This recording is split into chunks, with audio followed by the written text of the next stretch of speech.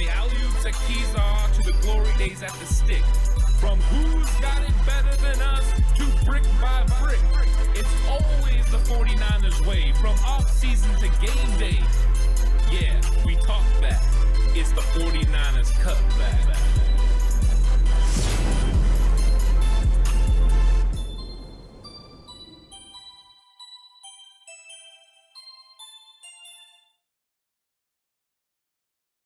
It's 49ers Cutback Podcast time. Welcome to the show.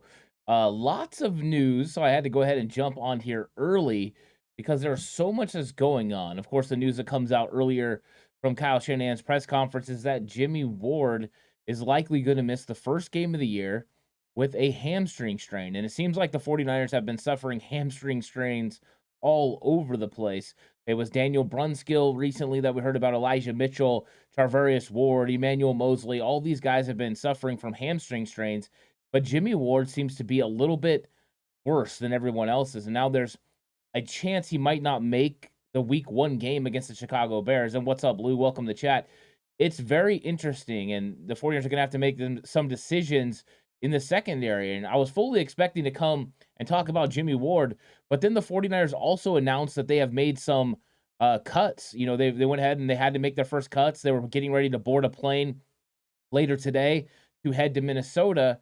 So they, needed to make these cuts before. Of course, the deadline was tomorrow to get down to 85, but the 49ers went ahead and took care of it. I think the most interesting name on this list is Dennard, who was thought to potentially be the starting nickel corner, had a very good training camp. Now, Samuel Womack played out, just showed out in the first preseason game. But Dennard being cut this early, the only thing I can think is maybe they wanted him to be able to land onto another roster. They're doing a good thing for him. But it's one of those interesting things where I didn't expect it to come in the first cuts. I thought if Dennard was to get released, it would be when they cut to 53 on August 30th. But some of the other names that were waived as well, and these are, not too shocking. I think Josh Hokett being a part of this first cuts was a little surprising. But Keyshawn Johnson, the wide receiver, he's the one that made the nice catch on the 2-point conversion in the last preseason game. Now, he hasn't had a tremendous training camp, so it's not too surprising that they went ahead and moved on from Keyshawn Johnson. And then, of course, Tomasi Lalele, who they had brought in after they suffered the injuries in the interior offensive line, to Hassan Ridgeway, to Maurice Hurst, and getting Hassan Ridgeway back yesterday made it so they could do something in the interior defensive line, where I fully expect them to want to keep 4 guys anyways. So they're getting their guys back at some positions, but it was an interesting thing seeing the Dennard, mentioned in this. It's something I didn't expect to see. It's a little surprising, and now we're gonna have to see them make some decisions, at the safety position. And Kyle Shanahan said, they could bring someone in to go ahead and bolster that safety position because of the fact that Jimmie Ward's out and Dontae Johnson has suffered the broken cartilage in the game as well. So there's a lot of decisions that need to be made for this team. Now, of course, they're going to be headed to Minnesota for these joint practices. So I don't think they're going to have, a pressing issue there, but let's see who they bring in. And one name that came to mind as soon as I heard about Jimmie Ward and them potentially bringing someone in was Tavon Wilson. Tavon Wilson had been with the 49ers last year. He understands this system. He understands what they want from him. And he was a serviceable safety. Now, he's 32 years old. He's definitely an older safety, but he's a veteran that understands what his role would be in San Francisco. And he may be the most enticing safety that's out there on the open market that they could bring in for a league minimum. So they could bring him in, let him compete. I think it's obvious right now that Tarvarius Moore and Talanoa Hufanga will be the starting safeties throughout the rest of the preseason. And if Jimmie Ward isn't able to go in Chicago, they will be the starting safeties in Chicago. The question marks will be who will be those safeties around. Now, Jimmie Ward, they're going to want to keep him on the roster. So I don't expect somebody like Taylor Hawkins to be able to make this team, even though they want to keep 4 safeties. They're going to have to be very strategic. I think they're hoping Dontae Johnson will be able to make it. So, and Lou says he sent a comment about these injuries on your podcast, prior podcast. I did see that, Lou. I was working on getting on this. I was actually recording something earlier for later this week, and then I saw everything going down, and I had to kind of switch roles. I wasn't able to get to some of the comments that have been coming through about this yet. I had to make sure that, I was ready to come on live, but I definitely, am interested in this overall to see how they go ahead and handle the safety position now, because it's one of those things that's going to be interesting. And this is something I was talking about a little bit on yesterday's live stream was the fact that the cuts were going to be interesting because you had injuries at certain positions. I mean, normally you could just cut somebody, at certain positions. You have depth that that these are going to be a part of the first cuts. You're just cutting, the player that is maybe the lowest on the depth chart from the defensive line and from the linebacker position and from the cornerback position, from the wide receiver. And usually that's how it works out.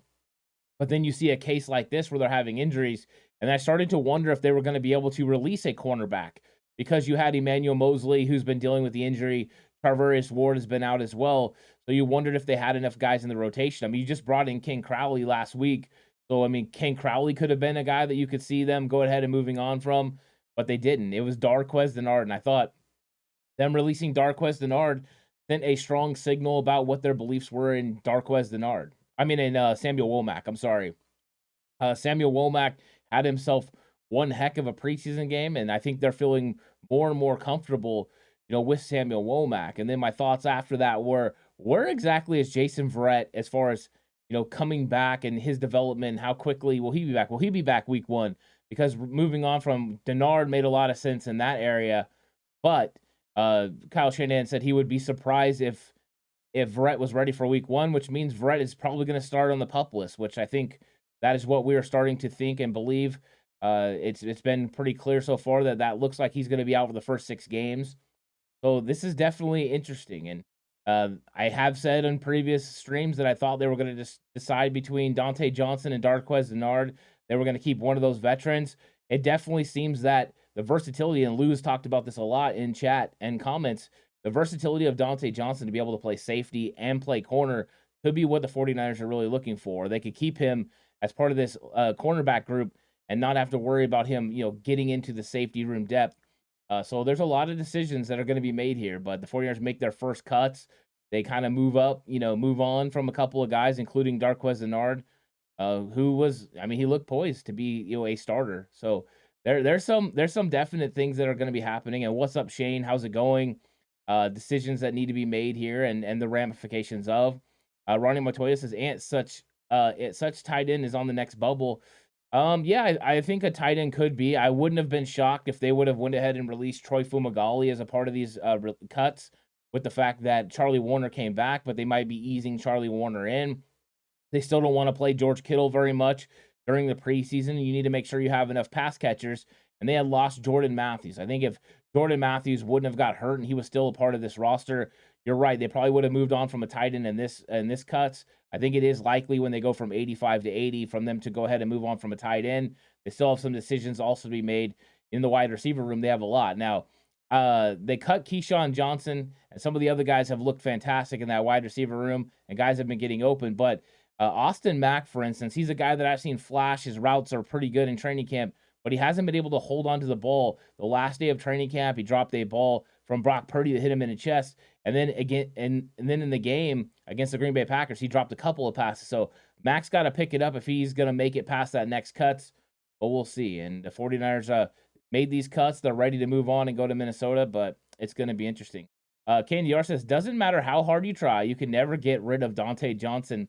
I think that's the case. And I think they really wish Dontae Johnson was healthy right now and not week to week, because if he was healthy right now, I know I would feel more comfortable with the safety room, and they probably wouldn't be looking to bring anyone in.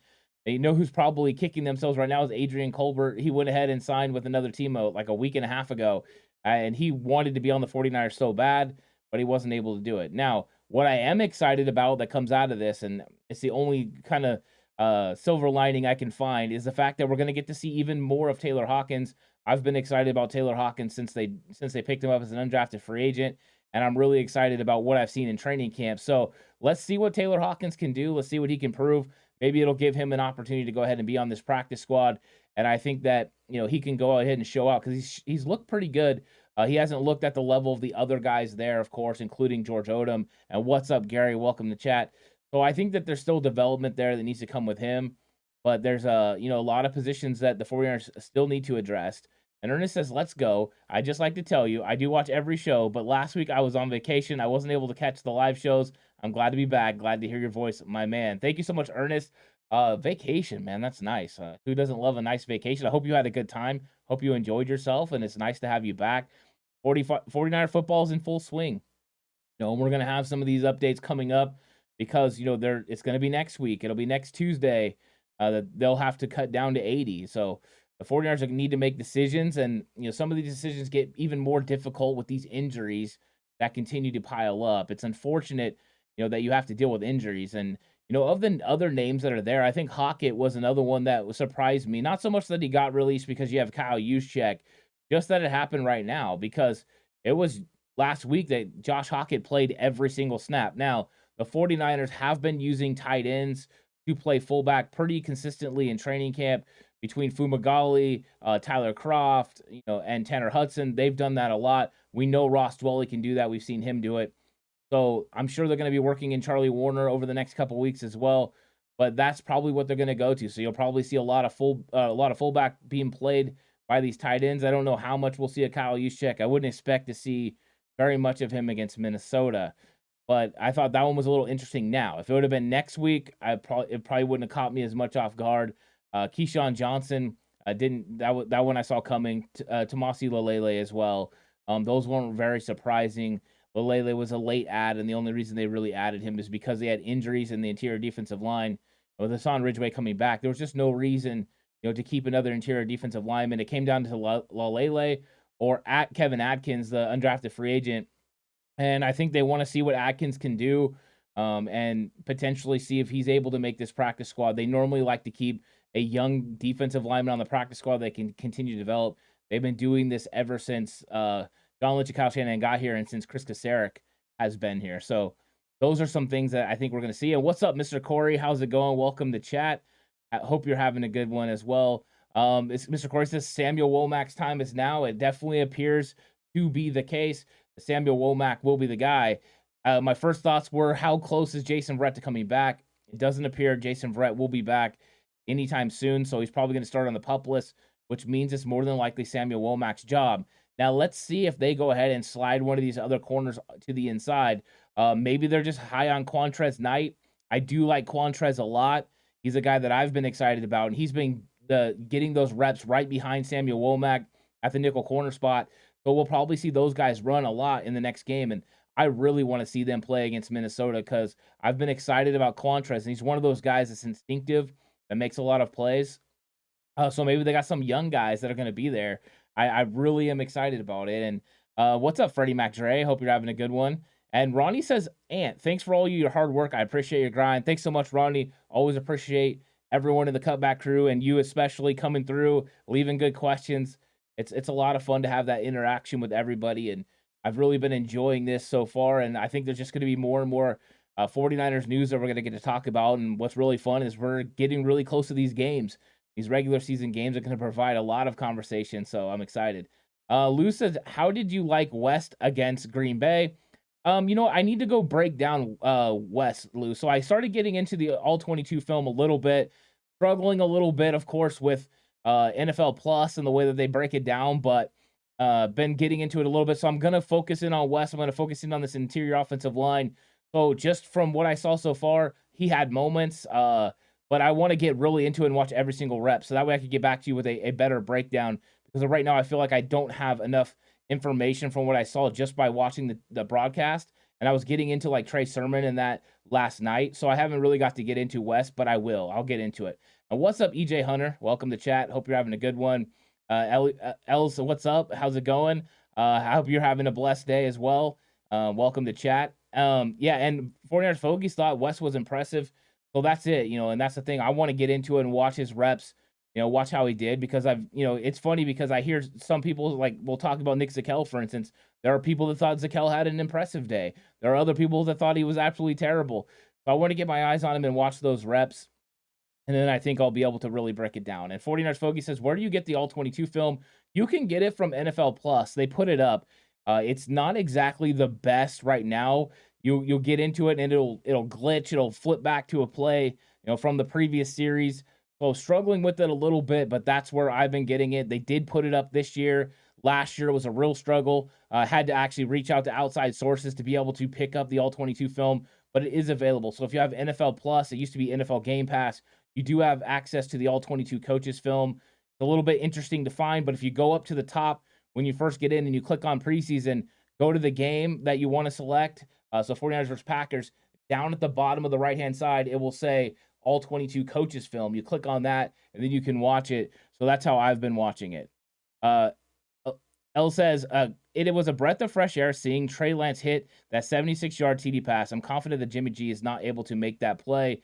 Yeah, I think L's. Yeah, thank you.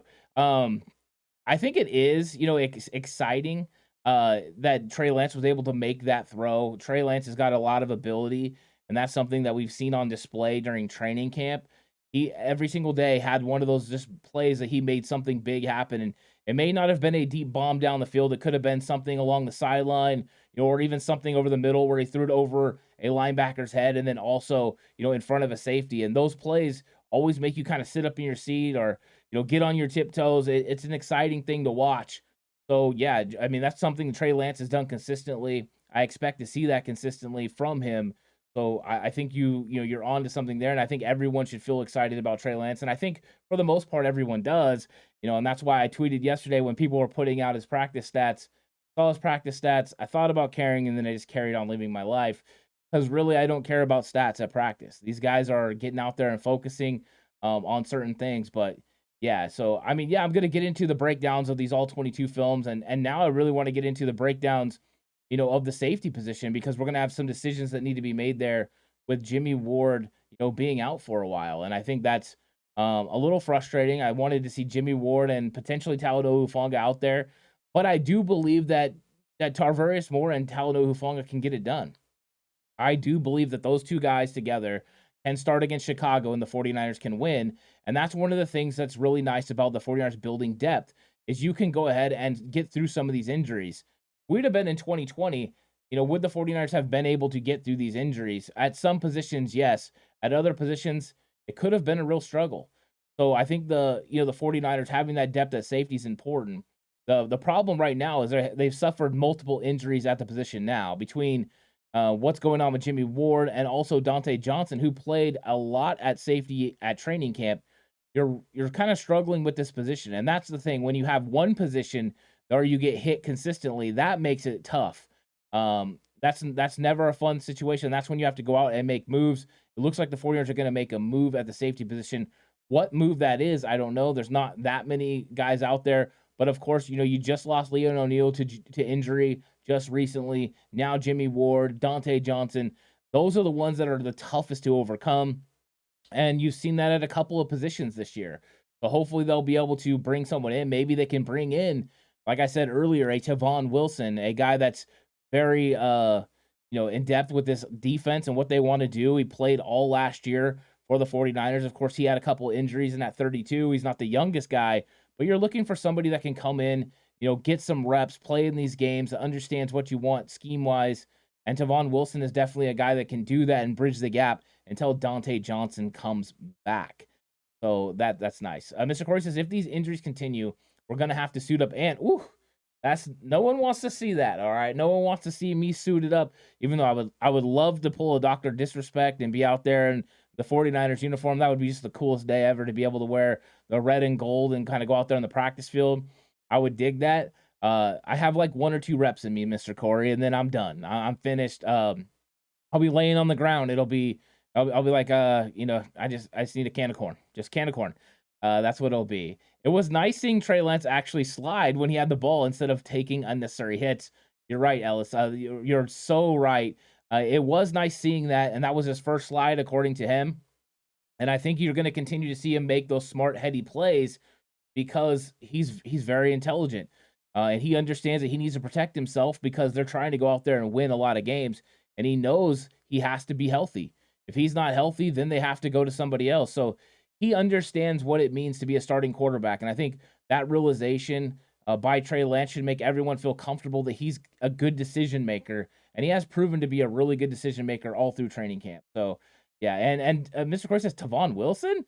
Yeah, I mean, go through the available safeties and tell me that Tavon Wilson doesn't stand out amongst the guys who are available for the mere fact that, number one, he wasn't bad last year. I mean, was he great? No. But he wasn't bad as a depth piece. Also, you're bringing in a guy to help your football team that understands your scheme already, and that's important. When you're bringing in a guy that can plug and play, and they showed this a little bit, kind of how they handled the safety position last year when they brought in HaHa Clinton Dix. a veteran guy who has some skills that you can plug and play. And when you need to get through these preseason games, that's what you do. And Tavon Wilson's a guy that they could get on the league minimum. He's going to come in under your 51 top contracts. All those things make a lot of sense. And, Portola comes through with a good one, Kai Nakua. Maybe they would give a run at Kai Nakua. I don't know if he's on a roster right now, but you're right. That would make sense. There are guys like that have come through the 49ers roster before that they could definitely bring in. Kai Nakua would be one of those guys, is a special teams help as well. So I think that these guys are, potential targets for the 49ers because they need guys they can plug and play that understand the defense already. So, yeah, Portola comes through with a good one. Kai Nakua is a good option. And I think there's a couple other out there, but it was just Tavon Wilson stuck out to me. But good call there, Portola, with Kai Nakua. I did not think of that one, so well done. And maybe that would be an option for the 49ers as they try to bridge the gap between Jimmie Ward being hurt and Jimmie Ward coming back. At some point, he's going to come back, and then, they'll be all good. And he's going to make the 53-man roster. They're not going to put him on any sort of list. After, if it's a real bad hamstring pull, after they get him to the 53-man roster, they could ultimately put him on the IR and then bring one of these players, sign one of these players, bring one of them up from the practice squad. That's something to monitor. Hopefully it's not that case. Hopefully it's one of those things where he's only going to be out week 1, potentially, and then you could have him come back week 2. Week 2 is against the Seattle Seahawks.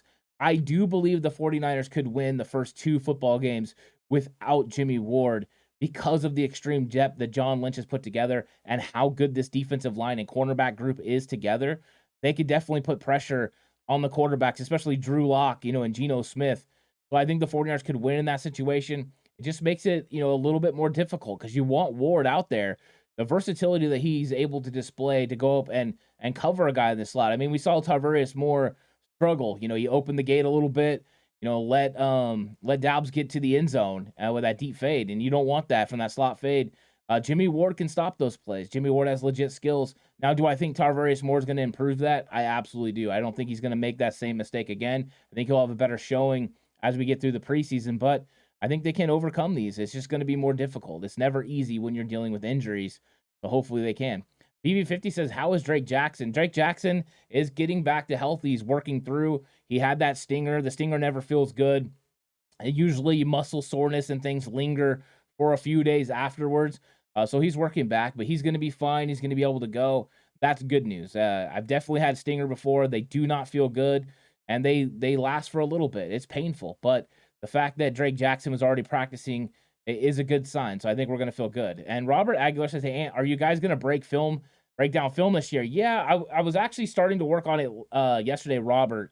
I started getting into it a little bit, the All-22 film last night, dealing with a little bit of the NFL Plus. But, yeah, as soon as I can get some of the film to break down, I'm going to do it. I'll throw it over on Patreon. I'll probably put a little bit on YouTube as well so you guys can see, because I want to break down some certain players like Trey Sermon and all that. So I'll let you know as soon as I'm able to get into that.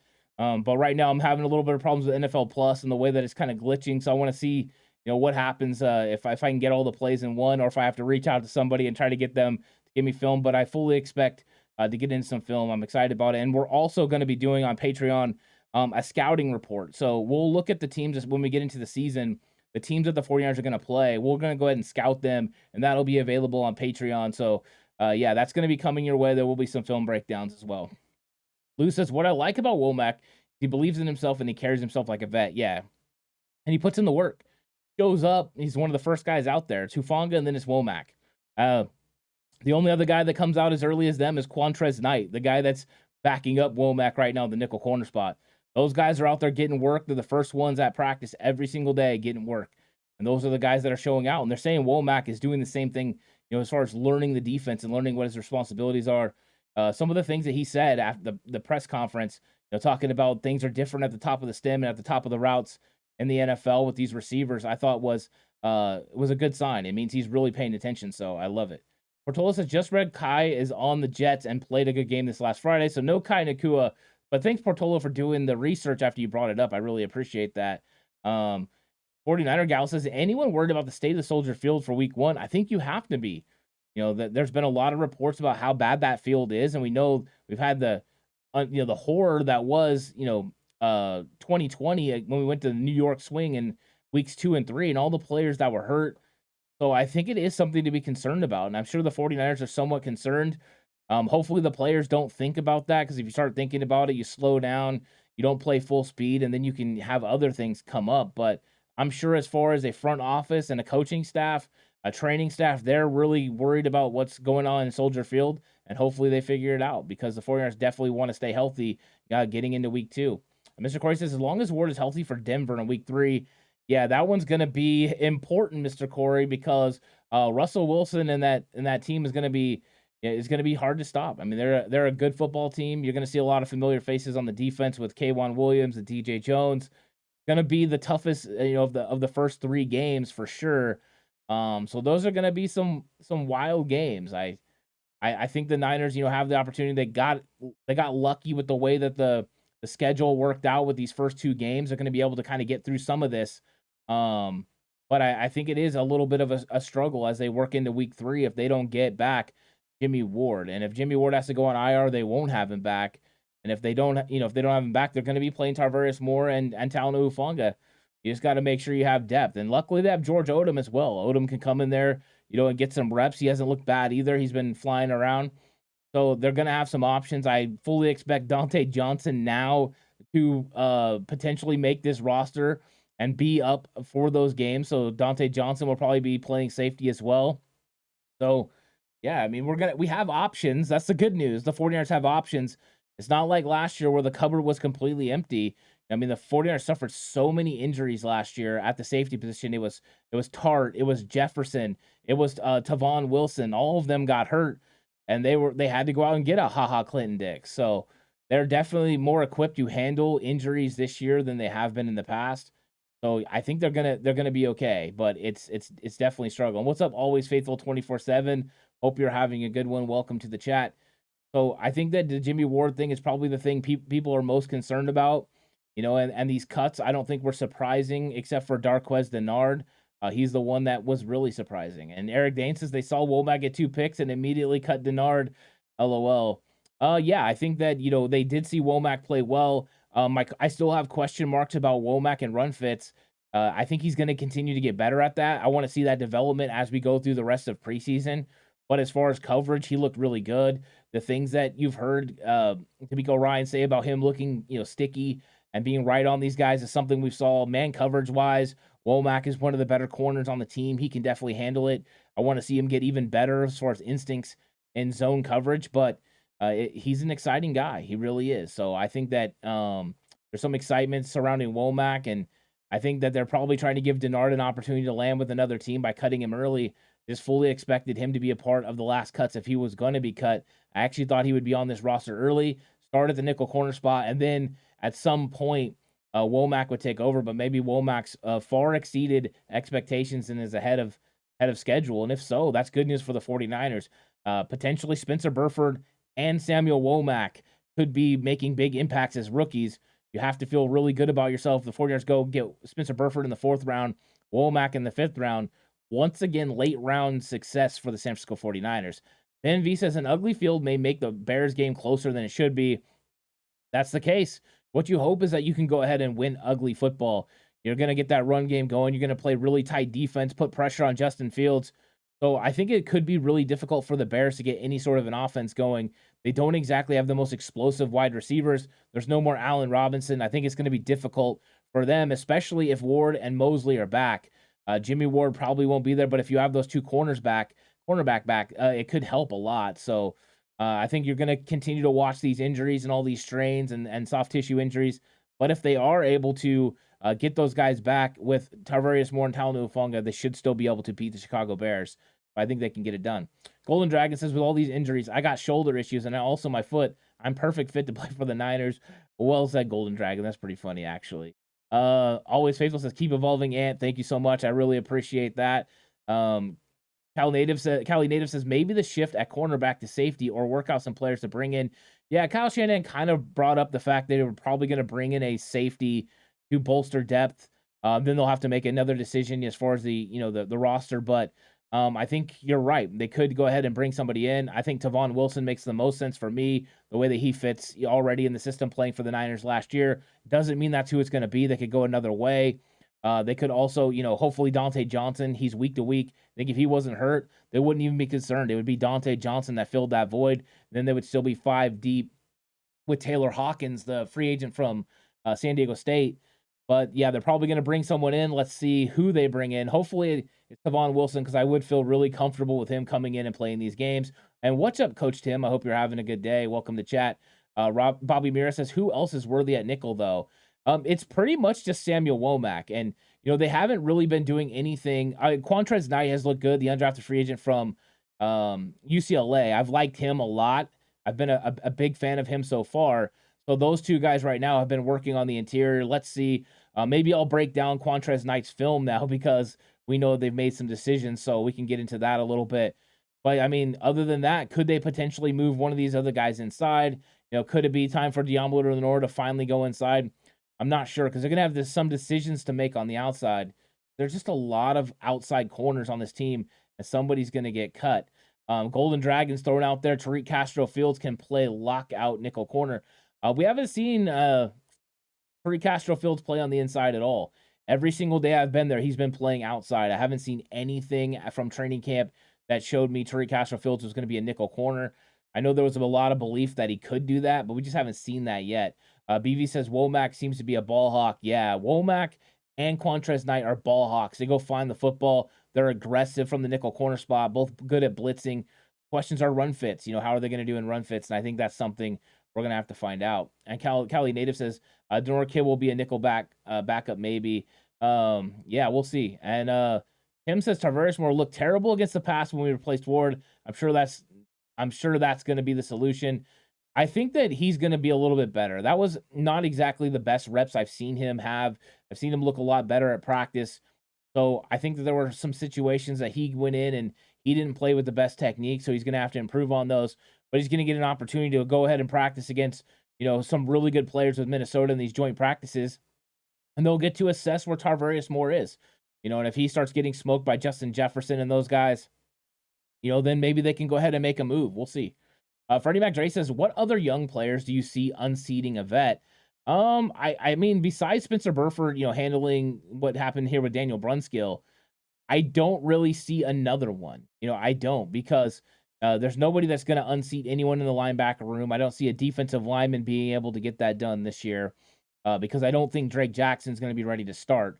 I think at some point, later on in this year, Drake Jackson will come into his own, but you could tell he wasn't ready to go ahead and be able to play on all the base downs and be able to set the edge in the run game yet. There's still some things that he needs to do. He's inconsistent with his reps. So I really don't see a guy that can unseat a veteran right now at any position other than Burford or Womack. Those were the two that could do it. And really, it was a surprise for both that both of them are already on that level. That's good news for the 49ers. We've been saying for a long time that if Daniel Brunskill was a 6th offensive lineman, it was good news. And there you go. Golden Dragon says, I expect Tariq Castro-Fields to make a pick 6 in a preseason to make the 53-man roster. I think you'd have to do more than just the pick 6, believe it or not. So he needs to pick up this defense really quick. Always Faithful says, Womack can definitely learn from Dante Johnson at nickel. Yeah, Womack has done a really good job. Him and Johnson played extremely different. Dante Johnson is very comfortable playing in the zone and being able to, sit back and read. He's got good recognition skills of what the offense is trying to do and what they're throwing at him, and, also route recognition. He looks comfortable in those areas where Womack is completely sticky when it comes to man coverage, which is great for the 49ers, because on third and, long situations, they like to come up and play a lot of man coverage and put pressure on the quarterback. They would go across the board man coverage a lot of times, that zero coverage look, and Womack can go out there and do it. He's one of those guys that can definitely handle what's going to be thrown at him. So you could use those guys in a bunch of different ways. You could play Dante in certain situations, Womack and others, which they were kind of doing with Dennard. You knew it wasn't going to be Dennard and Dante Johnson making this team, but I thought it was going to be Dennard because I thought they were going to give Womack time, but maybe they feel Womack is just ready to go right now, which is cool. Cali Native says Holman seemed slow to me, but comfortable. But they're comfortable with him yet. Kadar Holman's one of those interesting ones. And what's up, Joel? Welcome to chat. because I thought Holman has had ups and downs at practice. There was days he looked good, there was days he didn't, and I thought that's kind of how his game went as well, where he had moments where you're like, oh, there's a pass breakup, and then it's like, oh, he just got beat for a touchdown. So there's a lot of ups and downs there. I don't think Holman ends up making this roster. I think he ends up being, a cap casualty a camp casualty and gets released. When that happens, I'm not sure. It could happen when they go to 80, or more than likely when they go to 53, because I expect Crowley to get released when they go from 85 to 80. But I think that he's somebody that could end up on the practice squad if they're not able to get some of their young rookies or young players that they're going to try to get over there to the practice squad, because I think he does have some ability and he would be serviceable if you needed to bring him in. So maybe.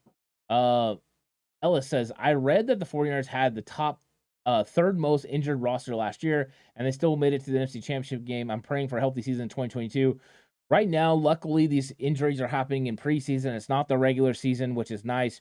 And hopefully most of these players are still on a timetable to be back for the week 1. I think this Jimmie Ward is the first one since Maurice Hurst where we've had a player that may not make it all the way, back before week 1. And that's a little frustrating because you want to see all your big time players all there and healthy to go, week 1. But if Jimmie Ward wasn't ready to go in week 1 or week 2, I think the 49ers could feel comfortable to go ahead and play Tarvarius Moore and Talanoa Hufanga, knowing they could get Jimmie Ward healthy in week 3. Of course, they would have to ride with 52 guys that are capable of playing in the game, but you can definitely do that. That's part of the reason that the NFL allows you, to have 53 but only suit up 46, is for that mere reason, to keep it kind of balanced in case you have guys you need to hold on your roster that you want to lose. And of course, they don't want to lose Jimmie Ward for longer than that. And Bobby Mira says, what is your projected offensive line starting lineup?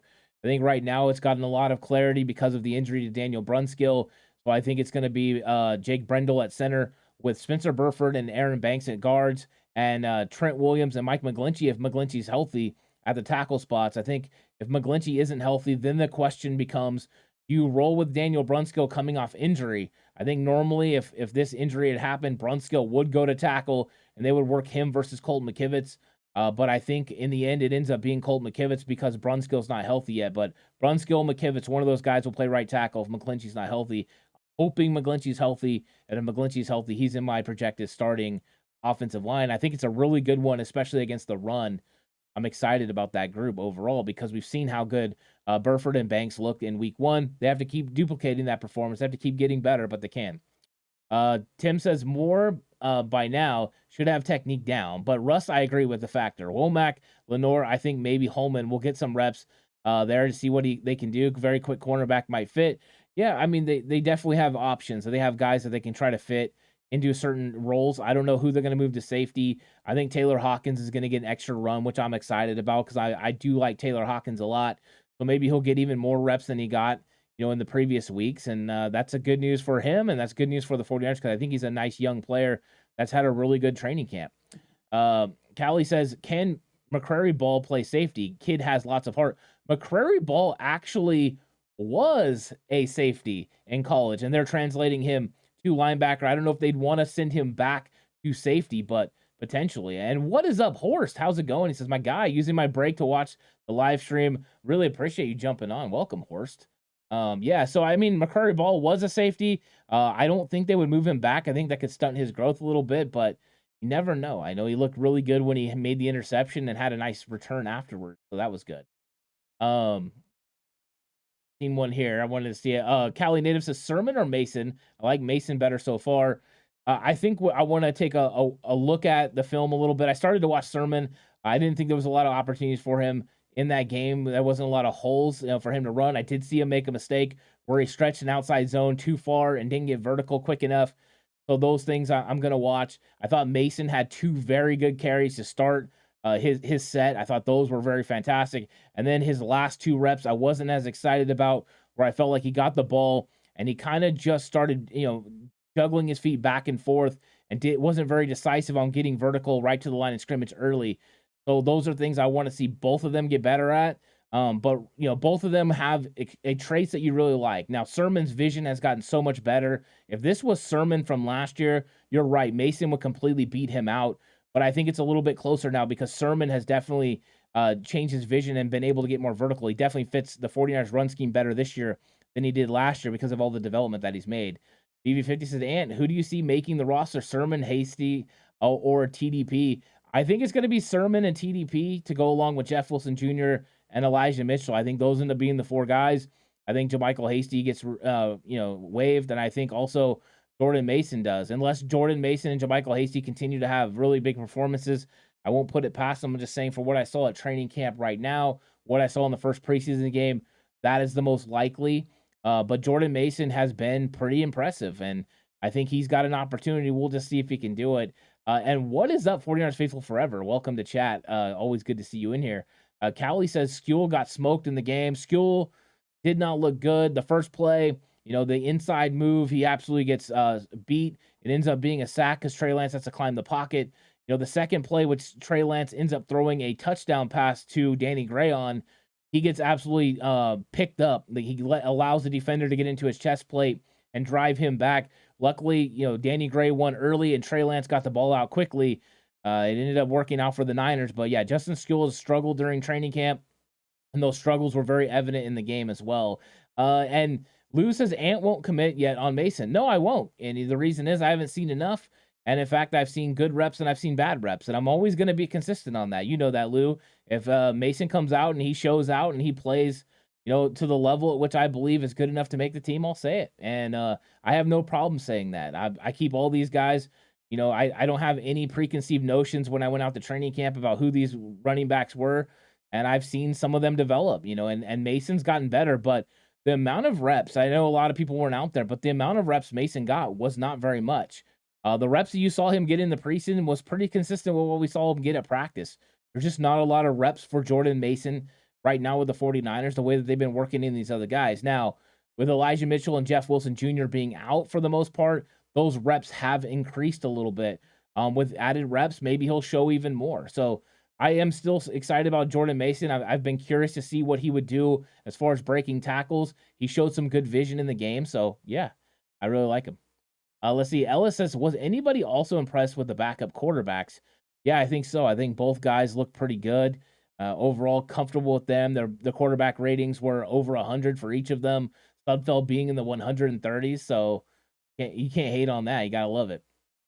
Eric Dane said, let's take a moment to appreciate that we won't be seeing Josh Norman or Dre Kirkpatrick's coming out of the tunnel. But Eric, they just cut Darqueze Dennard. Doesn't that leave a position open? I'm just kidding. Yeah, no, that's a good thing. I mean, they've improved that cornerback room, and if they had an injury at the cornerback room, they can overcome it. What will be interesting is seeing these young cornerbacks go against the Minnesota Vikings, really good receivers, because I don't expect Mosley and Ward to play. Even in the joint practices against Minnesota, I think they're going to ease them back in. More than likely, you could see Mosley against the Texans in a limited role. Maybe Charvarius Ward, Mooney, as they call him, if he's ready to roll. He's been working on a side field, so it's possible he could get there. Maybe.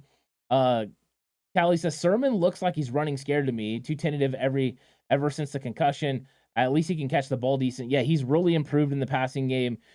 He's definitely trying to run with more patience. So in this scheme, you can sometimes run past the holes.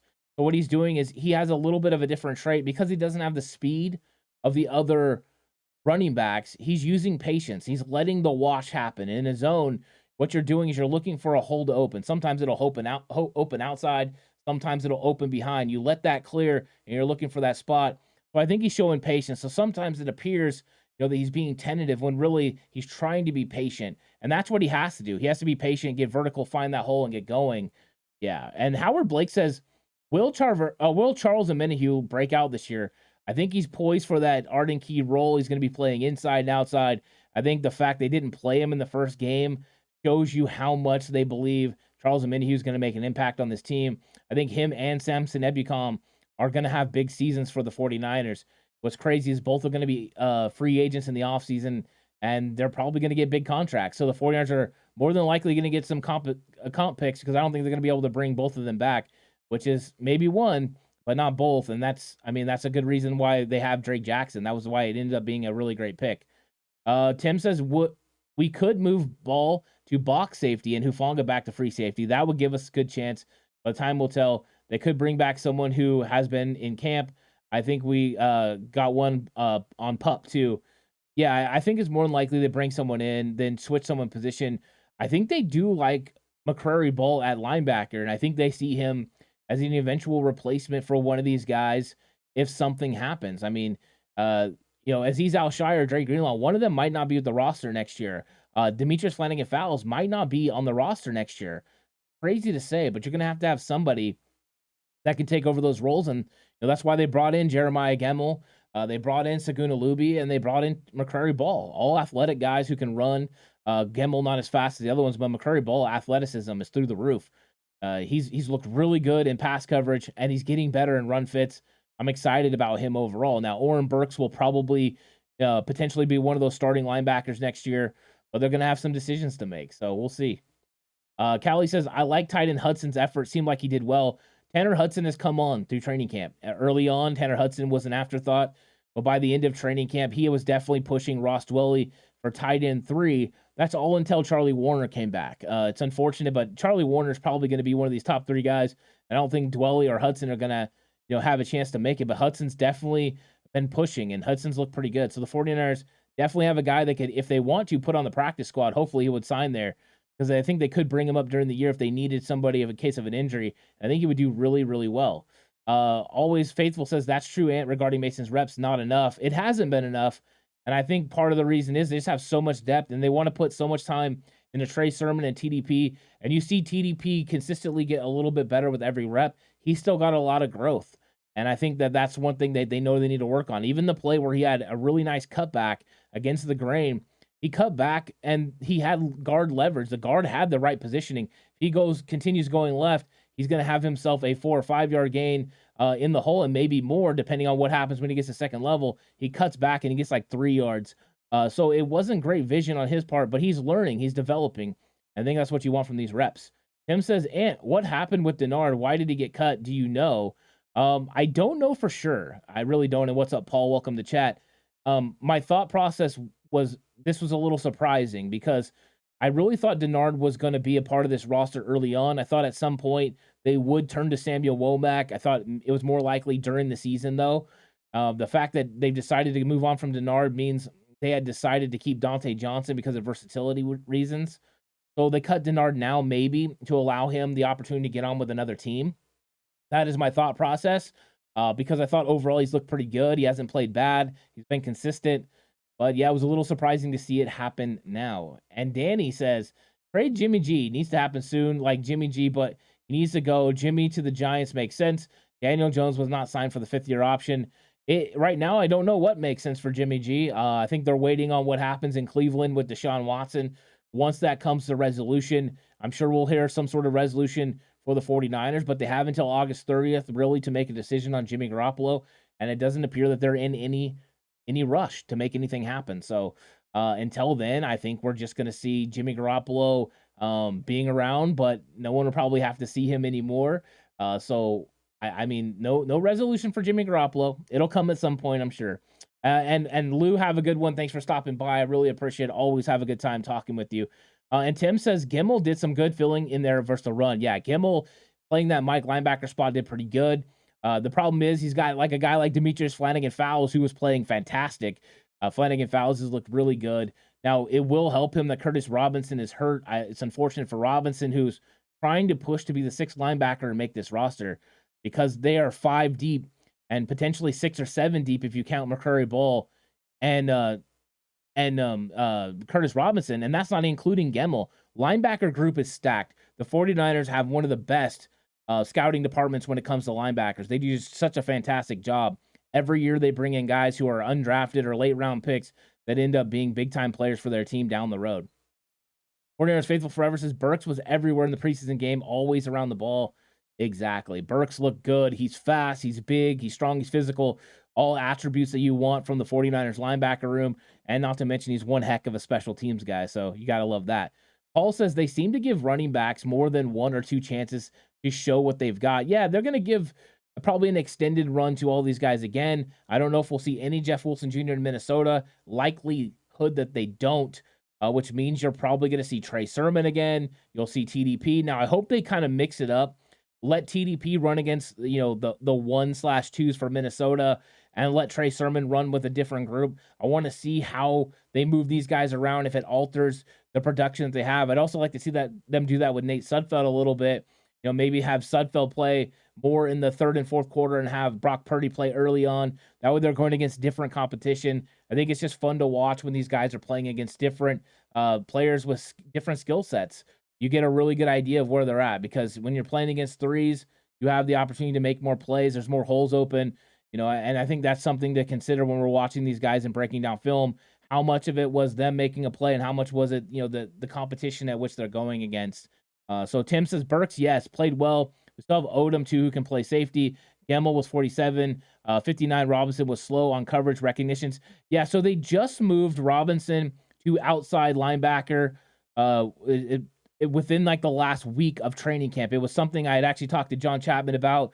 We were waiting to see if they moved him because there was no chance of him playing or making the roster as Mike linebacker with all the depth they had there. Since they moved him to the outside, I think that's what they're trying to do. So we'll see. We'll see what happens with Robinson. I think this is a setback. Maybe he ends up being on the practice squad now, because I don't think he'll end up making this roster. I think they keep 5 linebackers. So Tim says, didn't the Jets just lose their star quarterback to a knee injury? Saleh is calling. If so, it's true. I'm sure.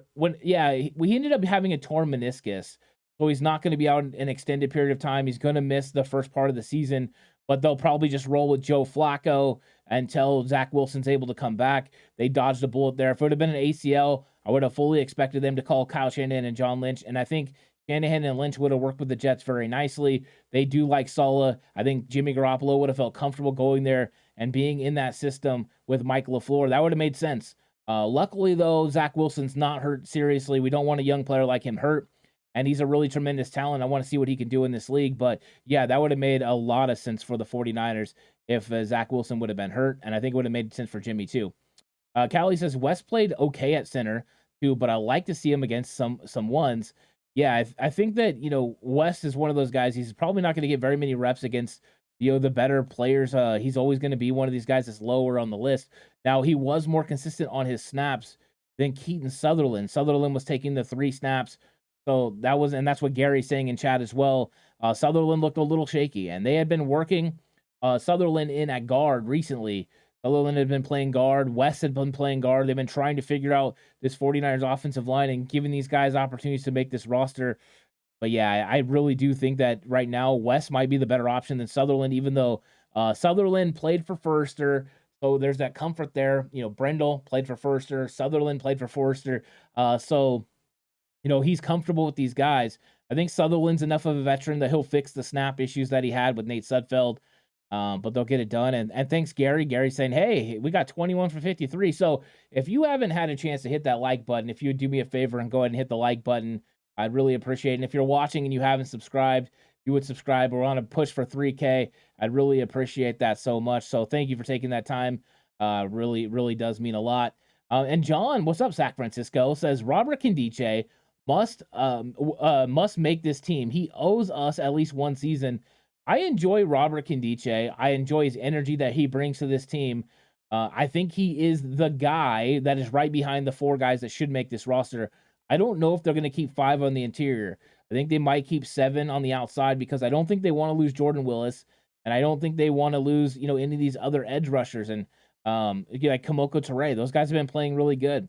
I've seen consistently them put Kerry Hyder and Jordan Willis and those guys on the interior and let them rush from there. I think in nickel situations, they could stop the run and hold up in those run situations and run downs. So I think they'll go with the 4-man rotation on the interior with 7 guys on the outside. So we'll see if they do that. But I think if they end up keeping 5, Robert Kindiche would be the 5th guy, even though Spence has looked good as well. He's attacked. He's made plays. I wouldn't be surprised to see Spence end up on the practice squad. Just in case something happened with Hassan Ridgeway, you could bring him in because he's a penetrator from that 3-tech position. Tim says, oh my God, Flacco is terrible for that scheme. I'm not a huge fan for it either. Remember, it was just, I think it was it last year or the year before that the 49ers brought Flacco in for a workout. And I'm just like, no, please. We don't want that. So I'm not a huge fan of that at all. 49ers fans says, bigger role for Ray than most thought. Yeah, I mean, we did a video called, Ray Ray's role.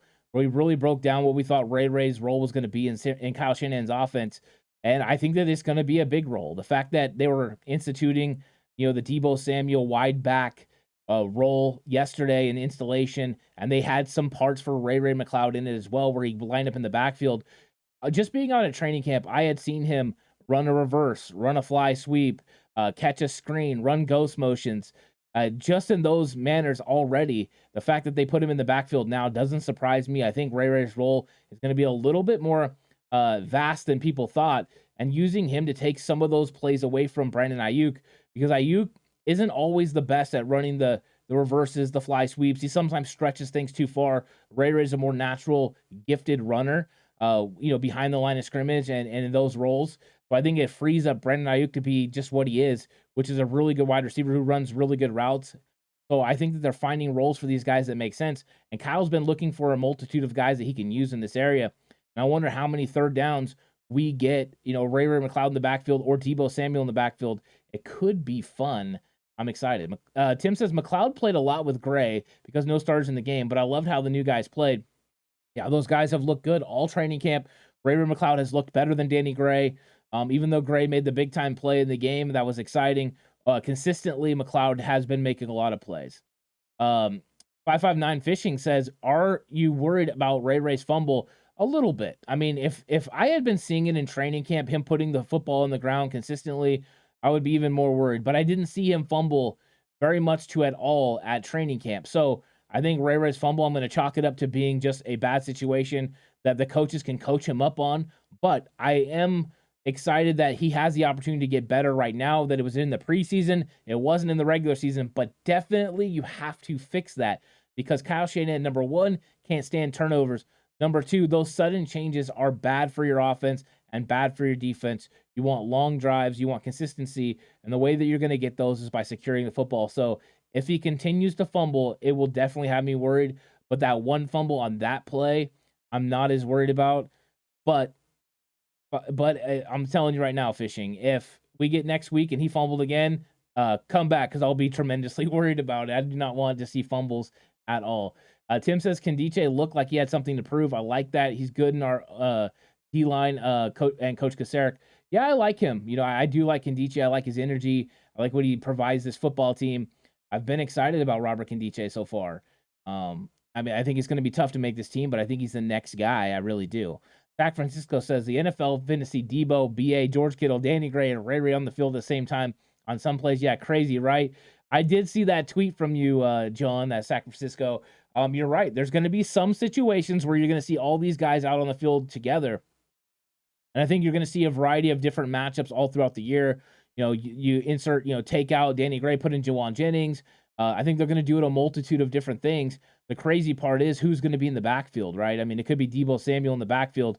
You could do some things where it looks like you're completely spread out, and then all of a sudden Deebo's in the backfield and it's a run play. And you got George Kittle blocking. It's tremendous ability to kind of disguise what you want to do on offense and attack a defense's weakness. And right away with that grouping that you put together, what is the defense personnel grouping going to look like? Are you putting extra DBs in? What happens if you put extra DBs in and then all of a sudden, with the abilities of some of these guys to be able to block, like if, for instance, a Jawan Jennings and George Kittle, those two guys blocking at the point of attack, Deebo could get some really big yards. It's a mismatch that's the 49ers winning the matchup battles, and that's really what you're trying to do. So definitely excited about that. And Tim says, I studied Ray Ray's film right before we signed him due to anticipating wide receiver signing, but I was surprised how quick he was. He's going to be fun. Yeah, if you go watch some of the Steelers film, it can be misleading. Ben Roethlisberger just got the ball quickly to him, and sometimes he didn't have very much a chance to make plays. But in Kyle Shanahan's offense, he's going to be schemed open, and that's why Kyle Shanahan wanted to come here. So, yeah. Tim says, man, Ant, you are definitely the guru of Gab, talking through this chat. I couldn't do that well. Great job. Thank you so much. I really appreciate that. I've been excited. I've been enjoying going through this and talking with everyone, and I think that's the funnest part, is going through the chat and really having a nice conversation with everyone. Howard Blake says those hospital throws against Hufanga are deadly. Yeah, they are, and that's good news that the 49ers don't let Hufanga absolutely take people's heads off in practice, because there were some of those from Trey Lance and Nate Sudfeld this year that would have got Brandon Ayuk and Deebo Samuel absolutely taken to the hospital, because they could have been big ones. He's learning how to protect his wide receivers. And those are things that people are going to have to worry about when they play against the 49ers. The 49ers are going to have Hufanga there, and even Tarvarius Moore. Those guys have been laying the wood all training camp. You come across that middle, and you might get popped. And I think that's a nice deterrent for some of these guys that want to operate over the middle of the field. Hey, you want to come in here? That's fine. Have your head on a swivel, because if not, Talanoa Hufanga is going to absolutely take it out. So that's good. Tim says, I got plenty now. Hello, have a good day, and fans, go Niners.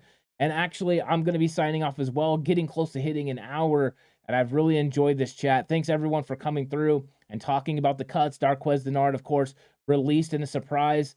Not that it happened, but it happened at this time. And also the Jimmie Ward may miss week 1. So thanks, everyone, for coming through and having a nice conversation with me. I really enjoyed it. Looking forward to talking to you all again. There's going to be plenty of stuff coming up on the channel throughout the week. Hope you guys all enjoy your day. Have a good one. Stay safe, and remember, the right way is always the 49ers.